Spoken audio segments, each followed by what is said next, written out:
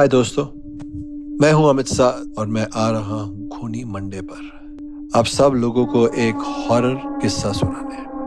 तो चलो शुरू करते हैं। ये किस्सा मुझे तब पता चला जब मैं एमटीवी के नए शो एमटीवी डार्क स्क्रॉल को होस्ट कर रहा था। इस शो में 9 सीकर्स हैं जो मेरे साथ इंडिया के सबसे हॉन्टेड लोकेशंस में जाकर पैरानॉर्मल इन्वेस्टिगेशंस करते हैं। यानी ये इन्वेस्टिगेशन करना कि क्या उन हॉन्टेड लोकेशंस पर वाकई भूत रहते हैं, और अगर हाँ तो उनके साथ जाकर बातचीत करना। और इसी शो के चलते हम पहुंच गए उत्तराखंड के सबसे हॉन्टेड घर में, राधा भवन, जहां मुझे बिरजू की कहानी पता चली।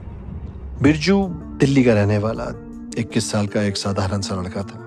बिरजू को पहाड़ बहुत पसंद थे और सबसे ज्यादा खुशी देते थे, इसलिए वो हर महीने कम से कम एक बार पहाड़ों में घूमने आ जाता था। इस बार वो अपने पहाड़ी दोस्त समीर के साथ मसूरी घूमने आया था। मसूरी के आसपास के एरियाज में घूमते हुए वो लोग राधा भवन के किले के पास पहुंच गए।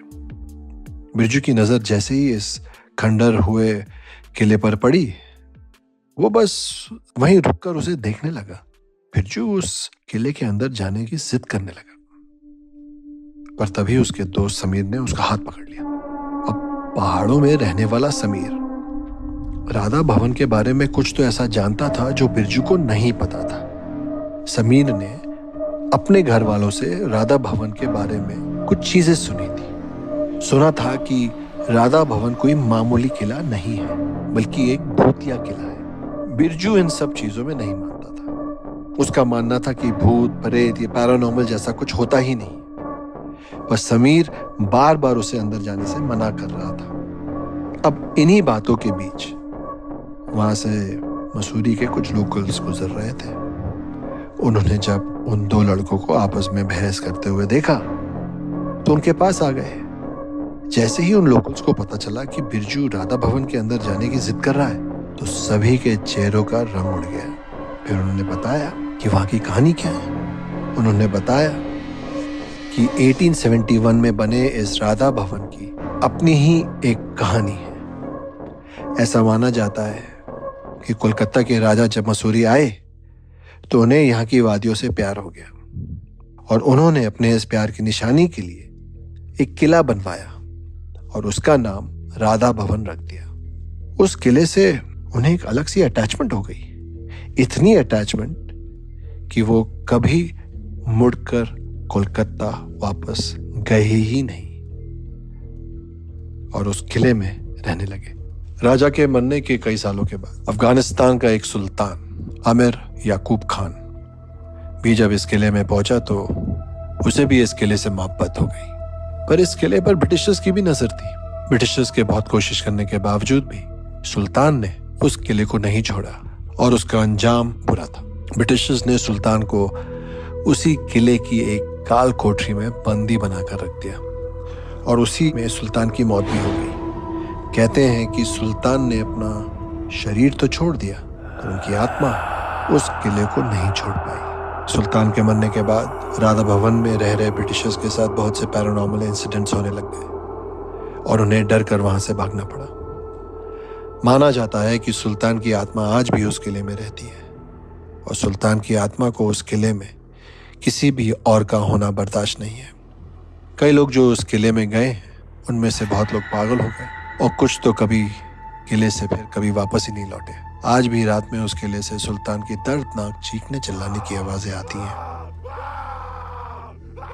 ये कहानी सुनकर समीर के तो पसीने छूटने लगे, पर बिरजू जोर जोर से हंसने लगा। उसने लोकल्स की कहानी का मजाक उड़ाया और कहा कि ये सब सिर्फ कहानियां हैं और वो इन कहानियों को झूठा साबित करने के लिए तो अब तो बिल्कुल अंदर जाएगा। लोकल्स बिरजू से गुस्सा होकर वहां से चले गए और बिरजू राधा भवन के अंदर जाने लगा, पर समीर ने भी उसके साथ चलने से इनकार कर दिया।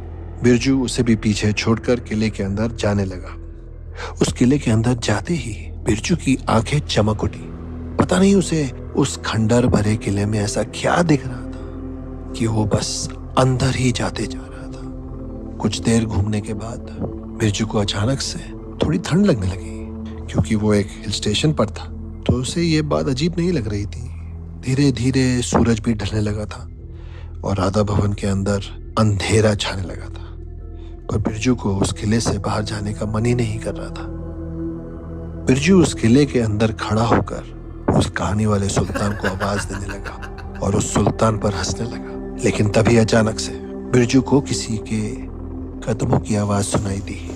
पहले तो बिरजू को वो अपने मन का वहम लगा, पर तभी उसको कानों में उसे ऐसा लगा कि जैसे कोई बगल में खड़ा सांसें ले रहा हो।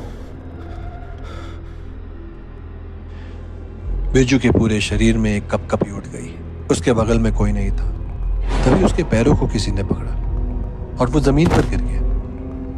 जमीन पर गिरते ही उसके शरीर को कोई घसीट कर किले के अंदर लेके जा रहा था। जैसे ही बिरजू ने अपने पैरों की तरफ देखा तो उसका दिल दहल गया।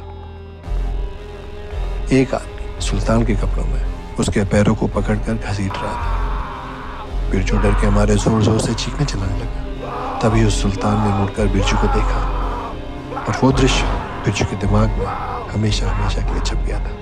उस सुल्तान के चेहरे की आधी स्किन उतरी हुई थी और उसका पूरा बदन काला पड़ा हुआ था। बिरजू समझ गया था कि ये उसी सुल्तान की आत्मा है और उन लोकल्स की बताई हुई कहानी बिल्कुल सच थी। उस सुल्तान की आत्मा ने बिरजू को एक काल कोठरी में भेजा। बिरजू को अंधेरे के सिवा और कुछ नहीं दिख रहा था, बस उसे जोर जोर से धम धम की आवाजें सुनाई दे रही थी। बिरजू बहुत ज्यादा डर गया था। उसे अचानक सांस आनी बंद हो गई और वो दर्द में चीखता रहा। चीखते चीखते वो बेहोश हो गया।